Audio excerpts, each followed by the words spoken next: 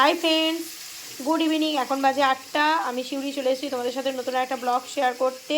তো তোমরা সবাই কেমন আছো? আশা করি খুব খুব খুব ভালো আছো। আমিও ভালো আছি, সুস্থ আছি। আজকে দেখো রান্না করছে মাংস আর হচ্ছে রাইস, ফ্রাইড রাইস। ভাতটা করা হয়ে গেছে আর এই সবজিগুলো ভাজবো। আর এইদিকে আজকে মাংসটা কিন্তু ভেজে করেছি। আগের দিনে দেখিয়েছি এমনি করেছিলাম, মাংস ম্যারিনেট করে করেছিলাম।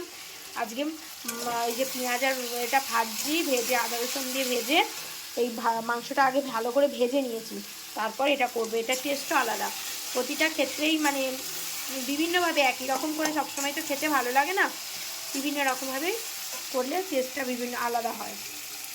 চলো করে নিই ফ্রেন্ডস। এইদিকে এই দেখো বন্ধুরা, মাংসটা আমার ফুটছে একদম। একটু ঝোলঝোলি করবো, নালে এরা আবার ঝোল না মাখিয়ে খেতে পারে না, অসুবিধা হয়। আর এদিকে হচ্ছে যে সবজিটা ভাজা হচ্ছে, আর এই যে ভাজছে আমার ছেলে। ঠিক আছে, তো বললো মা ভাজবো, আমি দাঁড়িয়ে আছি পাশে, ও ভাজছে। ভাজ একটু। আর এখানে এই যে ভাত রেডি হয়ে গেছে, তোমাদের আগেই দেখিয়েছি। চলো, শশাটা কেটে রেডি করে রেখে দিয়েছি।